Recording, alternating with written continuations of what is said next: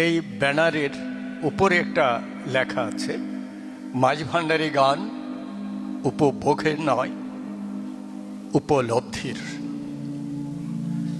এই কালামটা মাওলা হুজুর মাঝভান্ডারীর কালাম। মাঝভান্ডারী গান গান নয়, স্রষ্টার কাছে সৃষ্টির মিনতি, মুর্শিদ চরণে ভক্তের আকুতি। মূলত মাঝভান্ডারী গানের প্রতিটি ছত্রে ইশকে হাকিকি তথা খোদা প্রেম বিধৃত এবং সঙ্গীতগুলো খোদা প্রেমে ঝঙ্কৃত। যে অ্যাপসের আজকে 5 বছর পূর্তি, সেই অ্যাপস নিয়ে আমরা মাঝভান্ডারী পরিমণ্ডল গর্বিত। একটা ক্লিক করলেই মাঝভান্ডারী গানের শব্দগুলো আসছে, একটা ক্লিক করলে মাঝভান্ডারী গানের সেই কথাগুলো আসছে, একটা ক্লিক করলে মাঝভান্ডারী গানের এক একটা পর্যায় আসছে। ওনাদের যে প্রয়াস, এই প্রয়াসকে আমরা সাধুবাদ জানাই, আমরা তাদের স্যালিউট জানাই। কিন্তু সাথে সাথে আমরা কি করেছি? তিথির কিছু কথা শুনব। তিনি হচ্ছেন আজকের আয়োজনের সম্মানিত আমন্ত্রিত অতিথি আলোচক অধ্যাপক AYMD জাফর, সচিব শাহানশাহ হযরত সৈয়দ জিয়াউল হক মাঝভান্ডারী ট্রাস্ট। যারা আছেন সবাই সঙ্গীত প্রিয়, গান পাগল, মাঝভান্ডারী গানকে বোঝার ক্ষমতা রাখেন এবং ভালোবাসেন। এই বিশ্বাসে আমি কিছু কথা বলবো। এই ব্যানারের উপরে একটা লেখা আছে, মাঝভান্ডারী গান উপভোগের নয়, উপলব্ধির। এই কালামটা মাওলা হুজুর মাঝভান্ডারীর কালাম। আসলে মাঝভান্ডারী গান গান নয়, ইবাদত। মাঝভান্ডারী গান গান নয়, স্রষ্টার কাছে সৃষ্টির মিনতি, মুর্শিদ চরণে ভক্তের আকুতি। মূলত মাঝভান্ডারী গানের প্রতিটি ছত্রে ইশকে হাকিকি তথা খোদা প্রেম বিধৃত এবং সঙ্গীতগুলো খোদা প্রেমে ঝঙ্কৃত। আর সেই ঝঙ্কৃত অবস্থা আমরা প্রায় 40 মিনিট ধরে এখানে পেলাম। মাঝভান্ডারী গানের যে একটা অবস্থান, সেই অবস্থার কারণে মাঝভান্ডারী গান মানুষের কাছে এত জনপ্রিয় হয়ে যায়।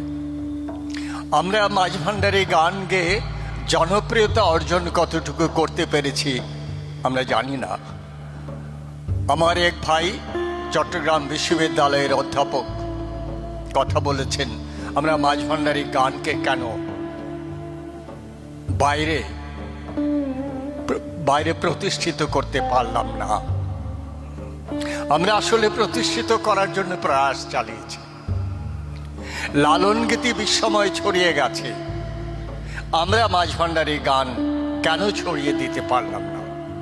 স্বাভাবিক একটা প্রশ্ন সবার মনে থাকতেই পারে। আমরা যে বসে নেই সেটাও একটা কথা। আসলে মাঝভান্ডারী গানের ইতিহাসটা প্রায় 150 বছর শেষ হয়ে যাচ্ছে। গৌসুল আজম মাঝভান্ডারীর 200তম বর্ষ এবার উদযাপিত হতে যাচ্ছে।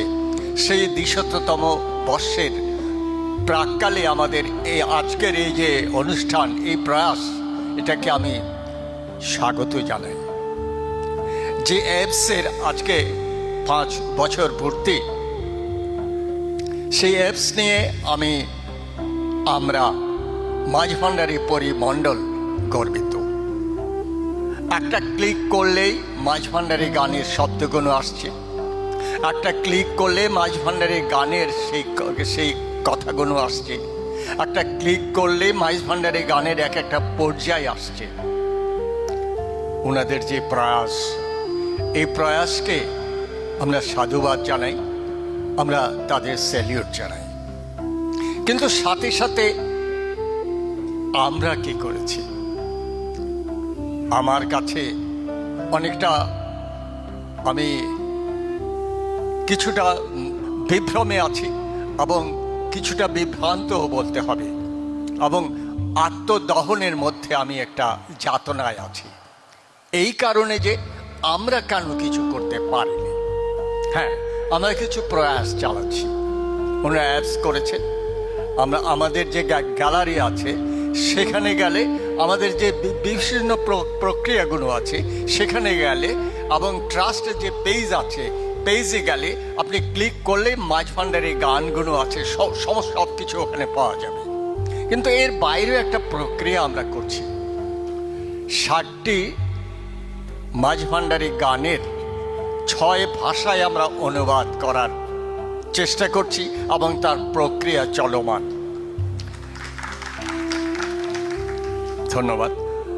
ইংরেজি ভাষায়, ফার্সি ভাষায়, উর্দু ভাষায়, আরবি ভাষায় এবং হিন্দি ভাষায়। ইংরেজি তো আছে, ইংরেজি এই কারণে করব যে সমস্ত বিশ্বময় ইংরেজির একটা প্রভাব আছে, সেই বিশ্বময় প্রভাবকে আরো প্রভাবিত করার জন্য সেই প্রক্রিয়া আমরা চালু করছি। হিন্দি ভাষা এই জন্যে করব, ভারতের 100 কোটির উপরে মানুষ হিন্দি ভাষী, ওই জন্যে করব। উর্দু ভাষায় কেন করছি, পাকিস্তান থেকে ওই অঞ্চলে সব কিছু উর্দু, এখানে একটু করে বলি। আবার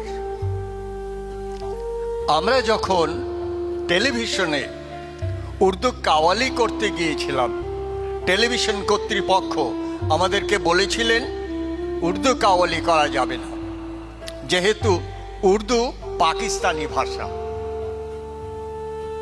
আমরা বিটিভিতে কেন প্রোগ্রাম করতে যাই না? আমরা 2023-এর আগ পর্যন্ত, আমরা 91 সালে মাঝভান্ডারে মরমে গোষ্ঠী হয়েছিল, 91 সাল থেকে বিটিভিতে আমরা প্রোগ্রাম করেছি মাঝভান্ডারী গান নিয়ে। চট্টগ্রাম টেলিভিশন হওয়ার পর চট্টগ্রাম টেলিভিশনের প্রতিষ্ঠার লগ্ন থেকে গান করছি। কিন্তু আপনারা শুনলে আশ্চর্য হয়ে যাবেন, 2023-এ মাঝভান্ডারী মরমী গোষ্ঠী যখন গান করার জন্য একটা দরখাস্ত করেছে একটা অবস্থায়, টেলিভিশন কর্তৃপক্ষ আমাদেরকে বলেছেন যে এখানে কিছু নন মুসলিম শিল্পীর নাম আছে, এদের পরিবর্তন করতে হবে। আমরা শুনে আশ্চর্যান্বিত হয়ে গিয়েছিলাম। আমাদের দেশে এই ধরনের অবস্থা আমরা তো কোনোদিন পাইনি। আমি আমাদের অফিস থেকে ওনাকে ফোন করেছি, কিন্তু সেটা হয়নি। পরে আমি গিয়েছি, আমি যাওয়ার পর আমাকে বলেছে আমরা একটা চাপের মধ্যে আছি, আমরা একটা কেসে আছি। আমরা আশ্চর্য হয়ে গেছি।